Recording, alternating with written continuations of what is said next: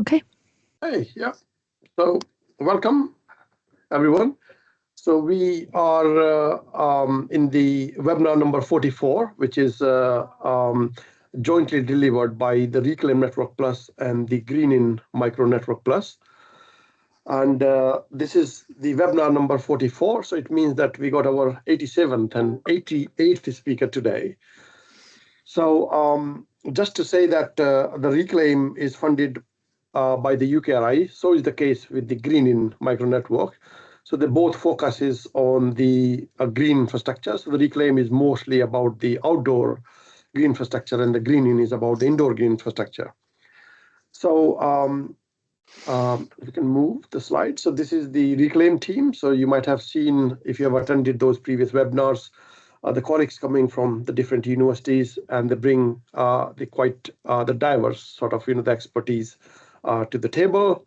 If you go next, and this is the team from the Green Network. So where we have the colleagues actually who are bringing in the expertise on the indoor air domain, and that comes from the University of Oxford, York, Bath, and Cranfield, and the UKCH.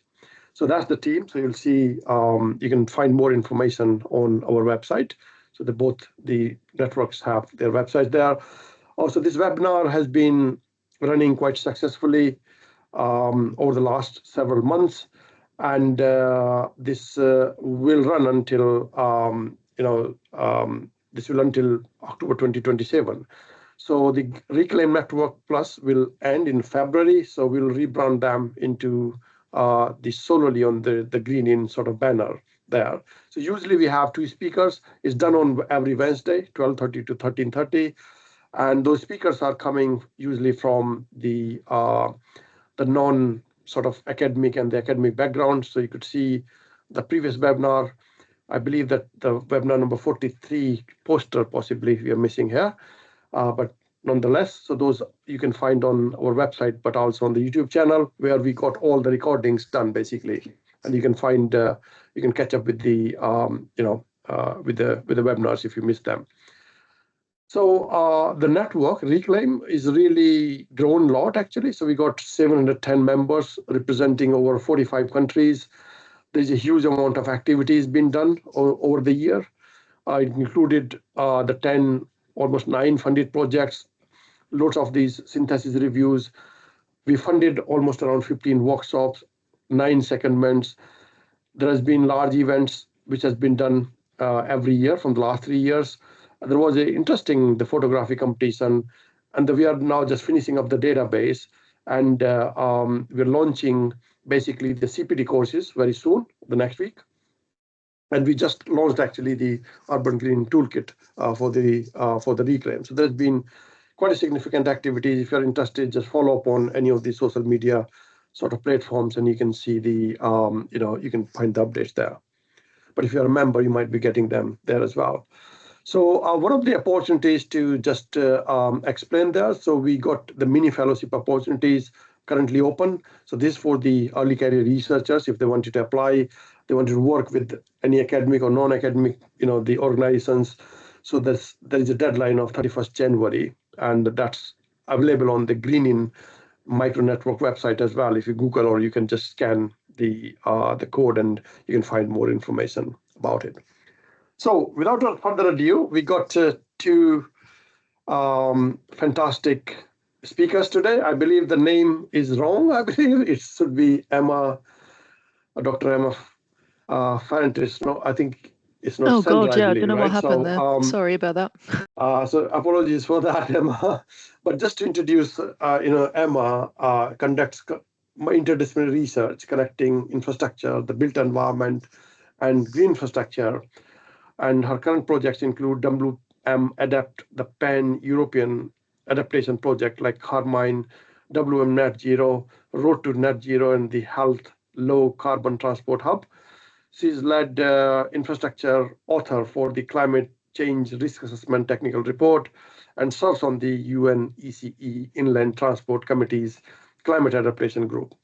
An advocate for urban trees, Emma co-facilitated the Tree and Design Action Group curating the seminar series and developing practitioner resources. She serves on the Forestry and Woodland Advisory Committee and Urban FWAC and chairs the Birmingham Tree Board. I must say that Emma has a very impressive portfolio of research, and she has been doing a fantastic job. I love her work. It's a really pleasure actually for her to, to find time and speak on this, the webinar.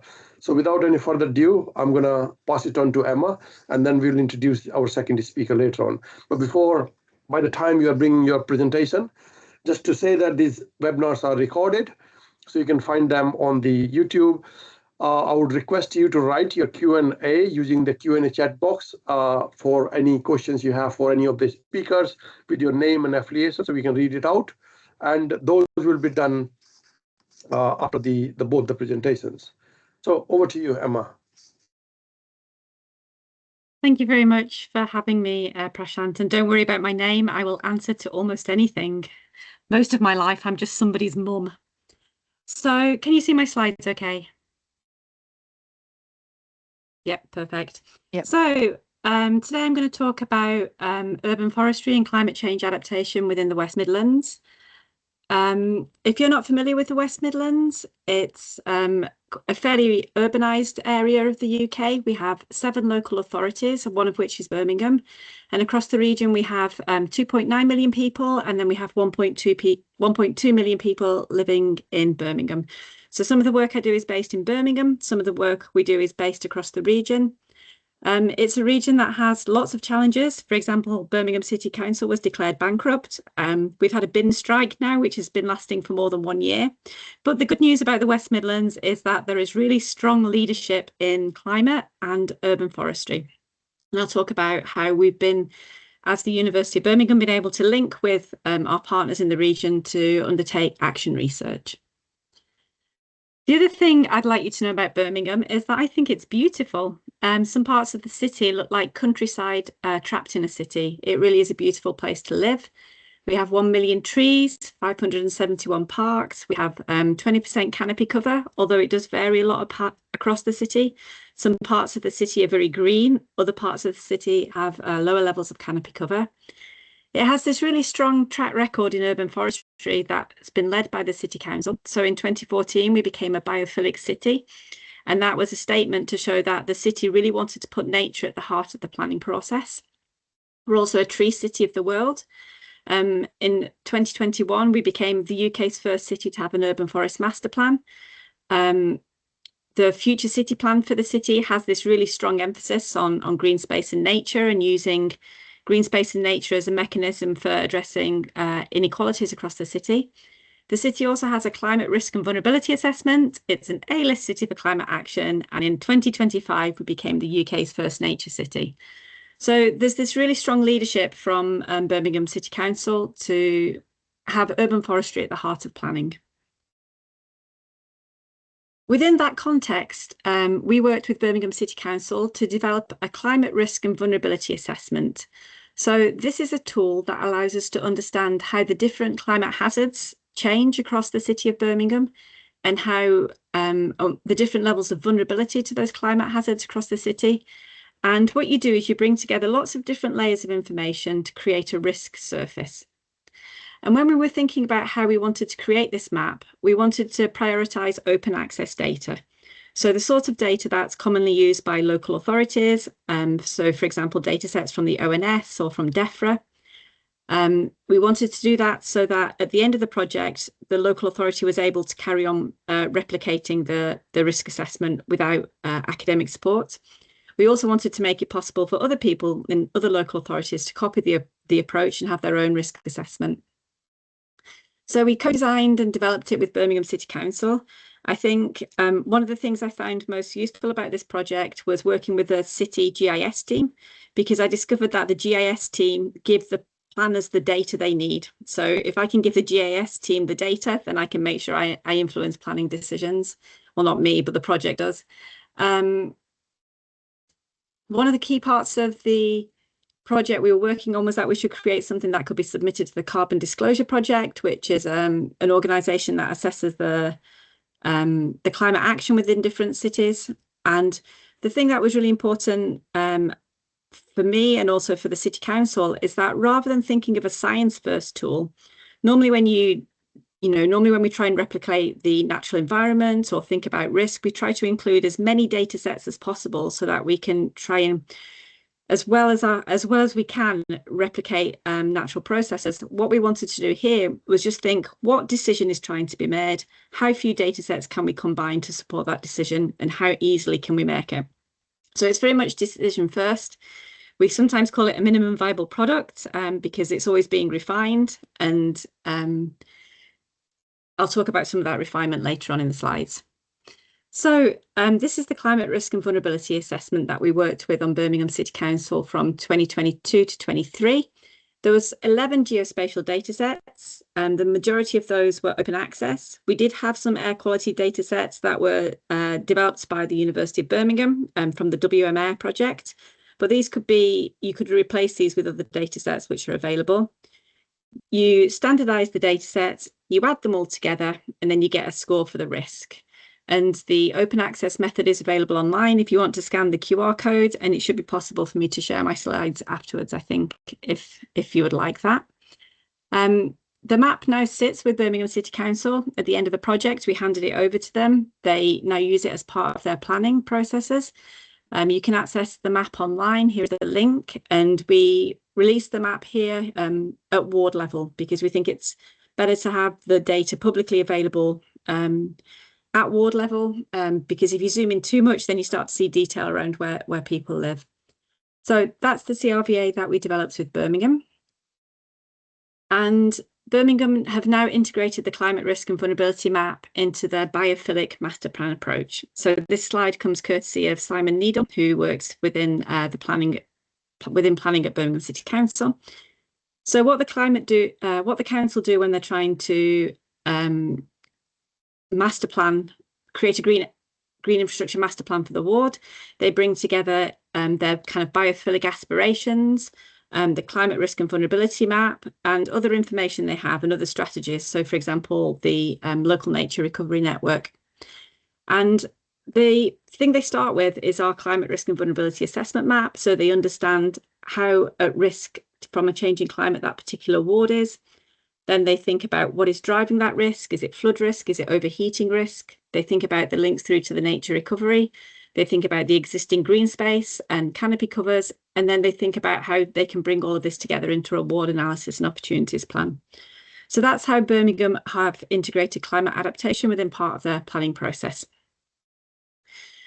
After we did that project, we then took on the West Midlands, and we sort of scaled up the project, and we worked with West Midlands Combined Authority. It was the same approach. So we collected the data for the region, we pulled it all together, and then we published the map. And then with the Combined Authority, we also shared the map with different regional organisations and also with the citizens panel as well. And we got their feedback, and then we were able to develop the map further. One of the things that I found out when we first did our mapping work, I did them all red, amber, green. And one of the first bits of feedback I got was from somebody who was colourblind, who said all of your colours look the same. And so that sort of shifted the colour scheme to make it more accessible for everybody. This map and the approach that we use for mapping the West Midlands is very similar to what we did with Birmingham, but it has a few more data sets for vulnerability, which the Combined Authority had access to. So again, you can download the method from the QR code, or you can access the map at the Combined Authority webpage. Here you can see that they've chosen to display the data by lower super output area. So if you're looking at the centre of the map, you can see that Birmingham, I wonder if I can use my mouse. Yeah, so this is Birmingham. You can see that climate risk and vulnerability is kind of highest in our dense urbanised populations, and that this area here, which is Solihull, which has lower levels of deprivation and higher green space, has lowest climate risk and vulnerability as compared to everywhere else in the region. And one of the challenges when we talk about this is that we shouldn't just focus on the high risk areas, because everybody needs to be adapting to a changing climate. So we have these two climate risk and vulnerability assessments that we are progressing forward now through two different projects. So Prashant mentioned them at the start. The first project is a big European project called Carmine, which is very much focused on Birmingham and vegetation management under a changing climate. And then we also have WM Adapt, which is funded by UKRI, and it focuses on the metropolitan area. So I'll talk a little bit more about these two projects now. So the goal of the Carmine project is to help metropolitan communities become more climate resilient by producing a whole range of strategies and tools and data to support adaptation with a focus on nature-based solutions. So Birmingham is one of 8 case study areas, and the rest you can see are across Europe. It's been really interesting to work with colleagues in different parts of Europe. Birmingham has this focus on vegetation management, as I mentioned, but all the different case study areas have a slightly different challenge. So Athens is very much focused on extreme heat. Barcelona also is focused on heat, but also on forest fires and their interaction with vegetation. And Bologna is very much focused on their elderly population and how can you support an elderly population under a changing climate. So it's been really interesting to share research with colleagues across Europe. Specific outputs for the projects are a digital twin, policy pathways, and atlas of climate resilience. There is a lot of stakeholder engagement, and that is implemented via a living lab in each of the case study areas. So we have a living lab in Birmingham, and as I mentioned, in Birmingham, it's very much supported on how can we grow the right trees for a changing climate? How can we make sure that we keep the trees that we have alive? So very basic things, but ultimately a nature-based solution is only a solution if it lives. And so that's the focus of the work in Birmingham. Just moving on to the other project, WM Adapt. WM Adapt is delivered in collaboration with the West Midlands Combined Authority, and it's split into 3 main work streams. So work stream 1 is about working with people in the West Midlands, and over the past year we've run 16 different wild weather cafes in different communities across the region, and these are cafes which are run by community researchers who we trained, and they bring in members of the community. Everybody's remunerated for their time. And what we did in these cafes, they were run like as world cafes. So everybody talked about what extreme weather meant to them, what it meant to their community, and what they thought good adaptation would look like for their particular community. So we learned some really interesting stuff. The team went in prepared for climate skepticism. We didn't get any of that whatsoever. Everybody thinks that climate change is a problem, that extreme weather it impacts them, and they want to know what they can do about it. So building on from this within workstream 1, we're now thinking about how we can develop adaptation pathways. So these are kind of steps that a community can take to be resilient to future climate. That's workstream 1, and it's led by my colleague Jessica Piker in geography at Birmingham. Workstream 2 is more climate risk and vulnerability assessment mapping, because we just can't do enough of it. This work program is led by Sarah Greenham, and it's about taking the climate risk and vulnerability assessment forward in terms of its development, seeing if we can bring in future climate change projections, but also other things which are really important to our local organisations. So in particular, the health impacts of overheating and flooding, and also the economic impact of extreme weather, because this is what makes the business case, and it's also what brings adaptation into other aspects of regional management. I don't know if management's the right word, but it's what brings kind of climate into health and things like that, into public health. So that's work stream 2. And we've been doing some really interesting street level temperature modelling and surface water flood modelling. Work stream 3 is about developing a legacy for the project. So that's led by the Combined Authority by Bethany Haskins. And Beth and her team have brought together all the different people in the region who are undertaking adaptation as part of their job to create this regional adaptation network. We meet 4 times a year and talk about different adaptation projects which are happening at the region, but also use these as an opportunity to feed into research priorities. So when we put forward the project, this was our theory of change, what we hope the funding from UKRI would allow us to do. So I've mentioned our activities there. These are feeding into outputs. So this baseline understanding of extreme weather across the region, improved CRVA mapping, and the RAN network. And then these are starting to translate into outcomes whereby we will have pilot neighbourhoods to undertake adaptation measures. Through the RAN, we now have more policymakers who are engaged with adaptation decision making. And we're also giving the region the evidence base that it needs to undertake its, not just to undertake further climate change risk assessment and adaptation planning. I'm interested in how we can manage the project outcomes beyond the end of the funding, but I think because we have the combined authority as a partner, the regional adaptation network will continue into the future, and that will be sort of the legacy of all the work we've been able to do on WM Adapt. So please connect with Carmine. Please follow the Mac Hub. I'm sure Prashant would also be grateful for you following the Mac Hub as well. So there's lots of other really exciting adaptation projects happening across the UK. I just wanted to leave by flying a flag for another green infrastructure network, because you can never have too many.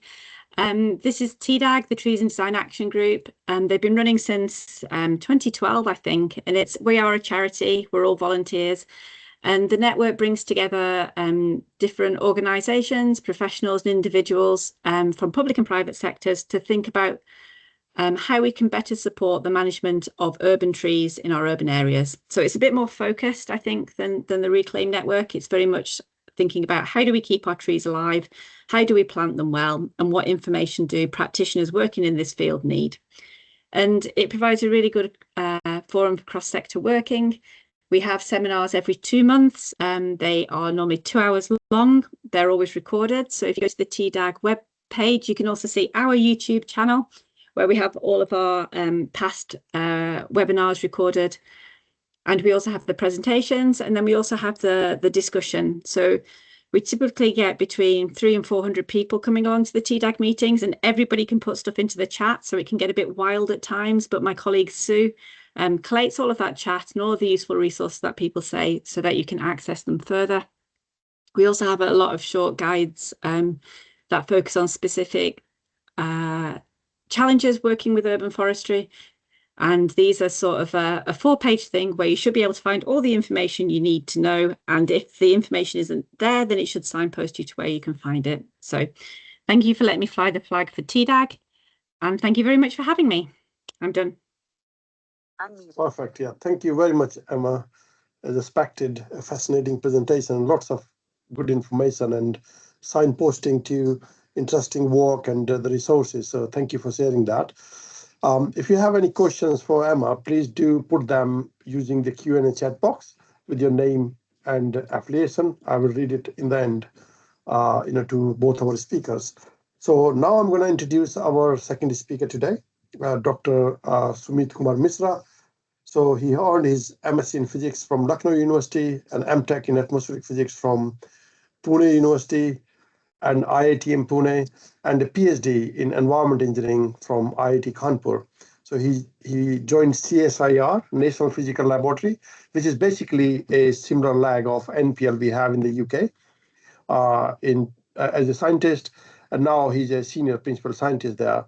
He's been visiting researcher at Tokyo University in Japan, worked with Professor V. Ramanathan at Scripps, UC San Diego under USSTF fellowship.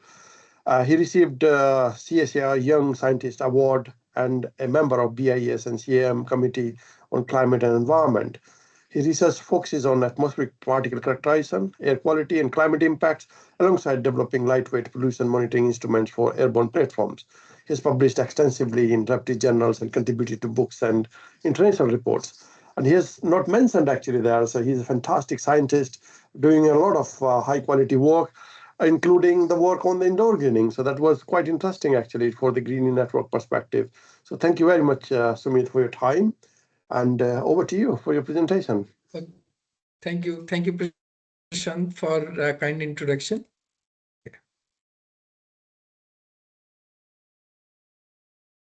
Is it visible? Yes. Okay. So first of all, good afternoon, everyone. And I'm extremely thankful to Professor Prashant Kumar for giving me the opportunity to interact and discuss on this platform.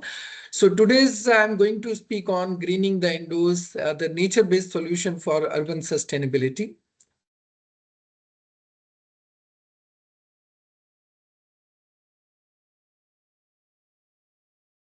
So we all know, like I'm just starting from pollution, because the indoor pollution is governed by outdoor also, because outdoor situation, outdoor pollution condition, if it is adverse, then it is obviously it will be affecting the indoor condition. So specifically in Delhi NCR, if you see that the major pollution problem occurs during winter period, specifically in October, November, because the topography Delhi NCR basically it lies in the Indo-Gangetic Plain IGP at one edge, where is basically a kind of channel topography, which gives lot much fumigation of the pollutant in this, and the poor meteorology supports that fumigation. And specifically in October and November period, when there is lot much crop residue burning in the northwest side of Delhi, or like forest fires or local vehicular pollution and other pollution, so that gives rise to a lot of pollution burden.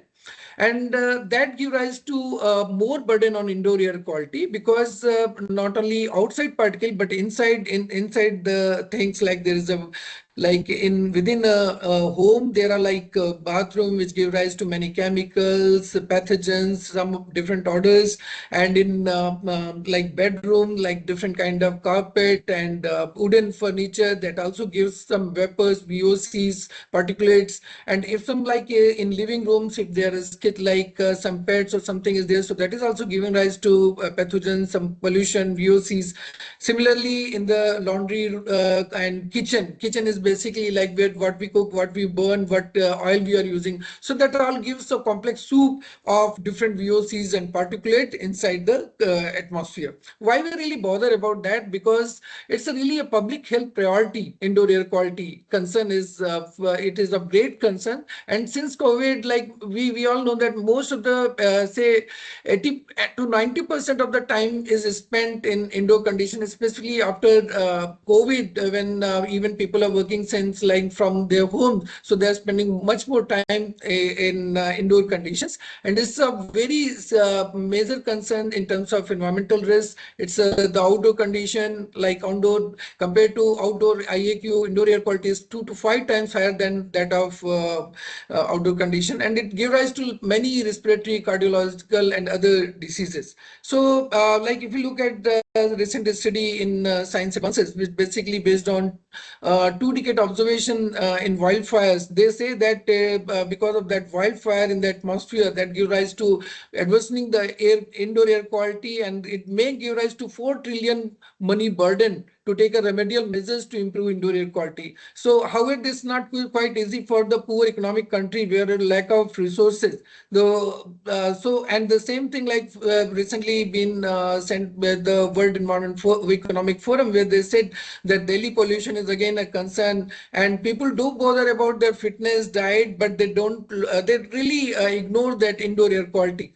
So in India, basically there is one network basically measuring indoor air quality, and so what they say that the indoor PM concentration is 2 to 5 times higher than that of prescribed in national ambient quality standards, while 10 to 15 times that of WHO standards. And in schools also we have a lot much burden, fine particulate burden, and specifically in hospitals and restaurants, a lot much VOC burden. So there are many mitigation strategies, like we can control the source, there's like we can enhance the ventilation, we have some mechanical filtration, some frequent cleaning, humidity control, and also there is one natural solution, just aiding the plant inside your places, inside indoor settings. So but today we'll be speaking about indoor aiding the indoor plants to take a remedial measure. So we all know that once we put the plant, so there are many effects. It basically works as a biofilters, blocks the pollution, stabilizes microclimatic condition, and phytoremediation of the pollutants, and also it basically is having some governance over the microbial communities, and in terms of it also reduces the noise, enhances humidity, and is also good for human psychological, like if somebody is stressed, the green color is good to go. And also one more important thing is in very dry condition, if the humidity is very low, so that dry condition is not good for respiratory health, and this plant enhances the humidity, so that's good for the respiratory health as well. So there are many studies that have been done to look into that, how the plant can be useful for improving indoor air quality. Majorly chamber-based studies where they look in how the humidity is enhanced and how it can precipitate the particulates. And apart from deposition of the particle over the plant or leaf surfaces. So, these studies are just confined to chamber studies. But if we really want to mimic a real indoor condition, real office space or something, so how much, what need to be done, so that we try to evaluate based on the work. So this work basically was published in APR. So we'll be discussing some of the results of that. So basically in this, in NPL, which is basically like Dr. Prashant told, National Physical Laboratory is basically lies in core of Delhi city. And in this, we basically considered a room, like which is the mimicking kind of our sitting place. And then, so in this is without plant. And then we put some 8 Epiprem aureum plant, which basically in sometimes local language say that money plant. So we that was a mature plant which we put inside the room. And so we try to compare this work as a control, and this is with the plants. So and for instrumentation, we use optical particle counter for measuring the particle size distribution, temperature, humidity sensor, lux meter for measuring the fluxes, and we use some lightweight samplers for 2 lightweight sampler for collecting particles on different substrate. So in this room, like the first this observation basically was carried out in October 7, because I told October is a very prime for the pollution episodic conditions outside. So 7 to 15 October, like for 9 days, we put the room without plant. And in this, we took 3 cases, like for case 3, and each case was like for 3 days, pre-emission, when there is no emission, only background condition, and then when there is some kind of fumigation or incense burning for 3 days, and this is for post-emission. So these 3 conditions were repeated again here, but with the room with those plant what I showed in earlier slide. And the room was mimicking a kind of natural ventilation and everything. And we opened the door was open for 4 times when we are taking observations. And so we took, after doing this experiment, we took the particles, characterized them for elemental and organic analysis, and we did size segregated PM collection and characterization. So if you look at this, basically shows the relative humidity, the temporal variation of relative humidity. Red one shows without plant, and while the green one shows with plant. So we see in the daytime, because of the daytime, the plant affinity is high, and that this gave rise to enhancement in the humidity. Like on average, we found it's about 13.5% humidity enhancement, while the temperature got reduced for 4%. So if you look at indoor to outdoor PM concentration ratios, so what we found that during, like without plant, the IO ratio was high, while with plant this got reduced. So the infiltration, that could be the reason, like the infiltration efficiency rate because of the plant, that was reduced, and then that led to lower concentration, lower IO ratios, and similarly in case of PM. So we found that there was a 6-fold reduction in PM-IO ratios. And we calculated the air infiltration rate and particle deposition loss rate for different sizes. So we see that in general, the infiltration rate like compared to control, the infiltration rate was reduced, while this deposition fluxes got enhanced. So plant-induced RH accelerates the deposition loss rate of all size particle about 44% and reduces the infiltration rate by 78%. And this is like mass concentration of the different like particles in different cases before emission, during incense burning, after 1 hour of burning, and after 5 hours of burning. So red one, this color, the brick color shows that of like in control when there is no plant, while the green one shows with plant. So you see, we can see in the background after using the plant, because the like the moisture is there and particle take this moisture and then could be gravitationally scavenged, I mean could be deposited, while in because of incense burning the particle count or concentration load is high, which got reduced because of the plant and which further got reduced. So if you see that there was a substantial reduction of fine particle by 6.53% and coarse 26.45% during pre-emission, while in during incense burning, the fine, the ultra fine, fine, and coarse got reduced with these percentages. And basically, depending on the PM chemical composition, because the more hygroscopic particle would be, the more affinity to get scavenged from the room. And if you look at during incense burning induced PM concentration conditions, so basically here we see the temporal variation of the mass concentration of the particle of different size regime. Here we see 0.4 micron, 1 micron, 2.5 and 10 micron sizes. So we see the red one without plant and the blue one with plant. So we see the effect probably is more on like coarser particle. This is a significant variation we found in the like concentration. And if you look at the elemental, because we collected the particles and analyzed using XRF chemical composition, which basically gives the elemental composition. So pre-emission, during emission, and post-emission, we here the green one is showing with plants and the blue one is without plant. That's in control. So we see majorly like in emission or in this, say all the elements because of putting the plant, they got reduced. The concentration was reduced. However, like magnesium and sodium, they were higher during in the potted condition. So that could be because we were putting the plants, so the pot was made of clay, and so that may be the reason which gave rise to higher Na and Mg in this. So in a nutshell, if I say in a conclusive way in this, like adding a plant inside the indoor condition is enhancing the relative humidity and also reducing the temperature. The air infiltration rate is getting reduced and the particle deposition rate is enhanced, while there is a negative correlation between RH and PM is found, and effectively this is working very effective for the ultrafine particle. So that's this package is giving rise to reduction in PM concentration in indoor settings. And we discussed this thing, but because like what could be the like nature based solution for urban setting with more polluted like Delhi or any other country in the world. So like one thing is like this, and another because of the induced plant induced RH enhancement and that leading to PM reduction. The other one is PM getting a job on the particle on the leaf surfaces, which are depending on the roughness and other things. And the other good thing is like sometimes some VOC, because we recently did some with some studies for the vapors, biological VOCs, what's so coming. So some of them or some of the organics could be useful for the therapeutic effect.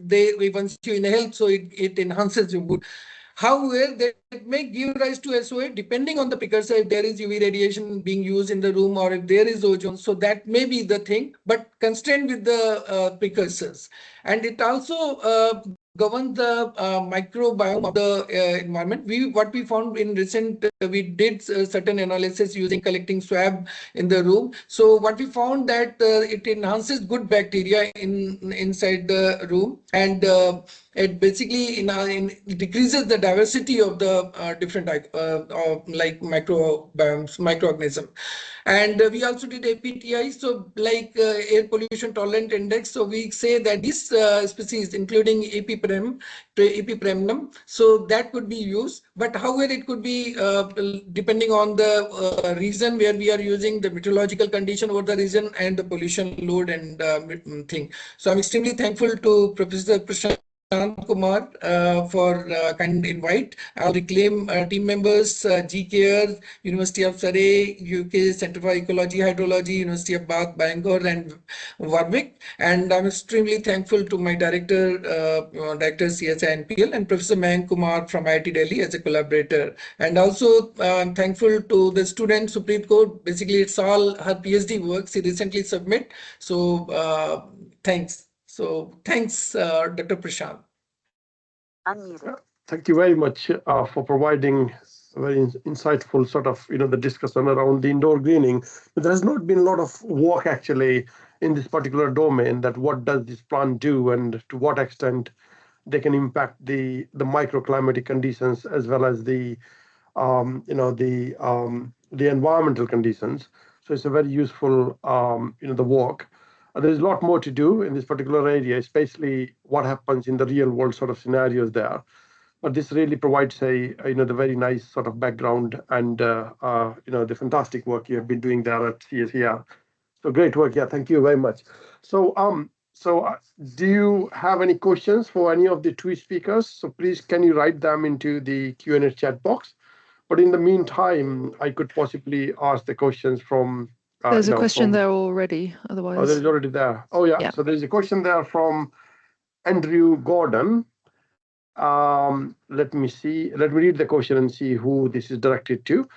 Is it your understanding that similarly compelling results would be obtained in a more Atlantic climate where indoor humidity levels are frequently problematically high with regard to dust mite population growth and mycospore load? So I believe that this is directed to Sumit.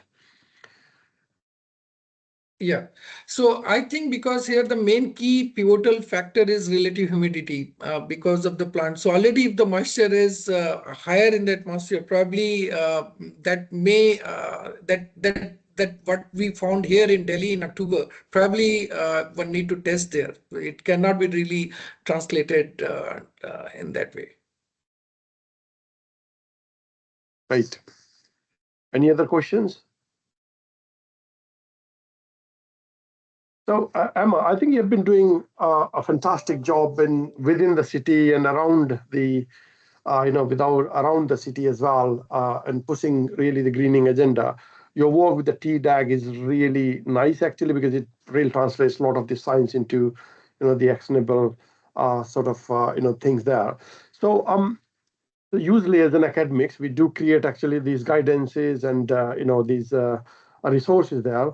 Where do you see actually the challenges in terms of these being adopted? And have you have any evidence where certain things you thought that would be really useful, but they were adopted by the local sort of authorities or the councils? Have you got any examples possibly in that line? Yeah, so it's really interesting. I think the skill in making sure that your research is useful is having the stakeholders involved from the start and trying to understand the context in which the decisions are made and who you need to influence. And then once you know that, then you can try and think about how to create the research outputs that are useful to them. In the local authority context, resources are often constrained. It takes a long time to change things through the planning process. So it's really about understanding how the process works at the moment and then how you can influence it. And particularly for Birmingham, I undertook a secondment. This is why secondments are so important. So I'm really pleased that Reclaim are offering one. I had a short secondment at Birmingham City Council where I spoke to lots of people working in the planning team, and I realised that they got all of their data from one person. And I thought, right, well, this is the person I need to speak to if I want the council to be looking at climate risk and vulnerability assessment data. In terms of TDAG and thinking about how we can work with people across the urban forestry sector, we try to speak to lots of different people. So within a local authority, the street trees are probably managed by the tree officer, but then also the highways engineers are out on the street. So we try to bring everybody together to share knowledge and best practice. But also the tree officers can only plant the trees that they can buy. So it's really important to work with the nurseries as well and think about how you can influence the trees that are grown for planting in urban areas. And so this isn't research that I do myself, but there's been lots of research led by TDAG and also by colleagues at Kew Gardens on thinking about how to plant trees that are suitable for the climate the UK will have in the future. I hope that answers your question a little bit. Yeah, perfect. Yeah, thank you. I think it's a it's a challenging sort of an area. Yeah. So just is there any other question, by the way, from anybody? No. I'll let you know if any comes in. Yeah. So just to ask you then another one, basically, where do you see the gaps currently exist in this particular domain, and what, let's say, there are lots of young researchers on this call, what they could do actually to contribute to this agenda? Is the question to me or to Sumit? Yeah, I think for you, I will ask one for Sumit as well. Okay.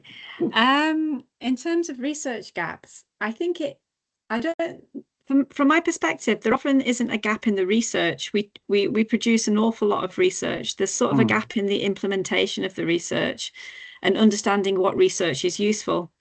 So for example, somebody showed me the other day, they'd done a lot of thinking about where you could plant in Birmingham. They'd done an academic literature review, and they said they'd come up with the best places to plant in Birmingham. And they showed me them. And I said, okay, well, this is really interesting, but you can't plant in any of those places because there's concrete under the ground. We can't put trees there. And so it's understanding how decisions are made and how you can implement research into action, where I think that the real gap is in this work.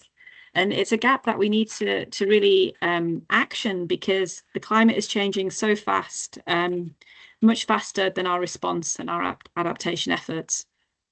Yeah, perfect. So so I think I can ask possibly one question from Sumit as well. I mean, you showed actually the problem of air pollution in Delhi, which is really fierce. I believe that is still continuing because these are the coldest month of the year in Delhi. So there are lots of interventions which are done outside, right? So there are lots of work going on. Obviously, that helps. But when it comes to the role of plants actually in dealing with, let's say, the indoor air pollution, to what extent do you see that this could be a successful strategy? And what possibly could be done in this particular, area? Or in a very simple sense, let's say somebody as a resident is asking you, by the way, you have done this fantastic research on indoor plants, indoor growing. What we could do actually to help mitigate the impact of, let's say, the indoor air pollution using plants. So what would be your advice to them? I think because like I showed in the last slide, there are many aspects we need to explore, because the plants at the very time they are also releasing VOCs. And if there are some precursors, UV radiation or like ozone, so that may give rise to secondary particles. So we need to evaluate different aspects of plant. Like we first looked into how the relative humidity enhanced, giving rise to PM reduction. So and then the other thing is like how it is affecting the this microorganism signatures within the indoor settings. And the fourth is like these are different factors which need to be looked in. And then there are some kind of plants which give some kind of VOCs, releases VOC, which are very good for human health. Like as I told, because we found in some recent study, we found certain organics which are good for organics which basically have been reported to enhance your mood. So in that thing, one need to have very intensive observation using different sets of plant, like snake plant, money plant, and some local plants. Probably I understand like we did in India, in northern India, this kind of plant. Maybe in southern India or some eastern or western part, they may be using some local different plants. Like in UK or some other places, they may be having some other plants which are good for that climatic window. So these kind of regional testing and doing the observation is required, and then only we can come up with an integrated plan and what can be done further that can be looked in. Perfect. Yeah, that's really helpful. Yeah, thank you. I believe that we are almost closing to the end. Are there any questions from our audience? If not, then I may ask another one actually for both of you. So what would be your, let's say, the two key take-home messages each of you from your presentation. Maybe Emma can go first and then Sumit could go next. It doesn't have to be complicated. No, it does not. If you're giving, no, that's one of my key tips. If you're going to work with, if you're going to get people to take on board your research or support decision making, think how simply you can deliver the research that is needed to support the decision that needs to be made. It doesn't have to be complicated. And secondly, co-creation is really important to make sure you deliver something that somebody needs. Perfect. Yeah, thank you. That's really good. What about you, Sumit? So in a very, very crisp, I should say that Mother Nature has all solution. We need to respect, and that give rise to, because there are many techniques, many things which we are doing one thing which is giving rise to another problem. One technology, so it should be optimized, used, and we should seek the options which are available from nature. So that's the key point which I want to convey. Perfect. Yeah, thank you. Okay, so if you don't have any further questions, then maybe we could bring over our sort of, the slides to just introduce actually the next webinar. And I think if we can give a big round of applause to both the speakers for their fantastic presentations, that would be great. So thank you very much, both of you. I think you have done a brilliant job covering the outdoor and indoor greening and providing a fantastic overview of the work you have been doing, and also providing actually some the pathway, the way forward in those particular areas. So under the Reclaim and the Greening banner, there will be one next webinar. So this is going to be the webinar number 45 on 4th of February, same time. It's on Wednesday, and we got two fantastic speakers coming from the one from Germany, Dr. Sandra Persani, so she will talk about the symbiotic indoor environments. And is this me actually? I didn't realize that I'm speaking on the next webinar. So, okay, so it looks to me that because that happens to be the last sort of webinar for Reclaim, so maybe then I will be speaking about the legacy of the Reclaim Network Plus. Just giving an overview of what we achieved and what are the opportunities which are still there with the resources we have created, going forward. So yeah, so thank you very much, everyone. Again, if you are not really the member of the Reclaim, which membership is still open, the network will end formally from the funding perspective, but we plan to continue the activities and keeping all the website and resources, the going forward. So this will not be the end, actually, of the activities there. So please do join as a member and follow us on the LinkedIn and Reclaim. But at the same time, the Greening, which is on indoor greening, which is a very new network which launched in October. So we'd like you to join the Greening network as a member, but also follow the social media for the opportunities. So some of the opportunities, as I mentioned earlier, we have is on the fellowship currently open, and we'd welcome any of you to consider those opportunities for to apply there.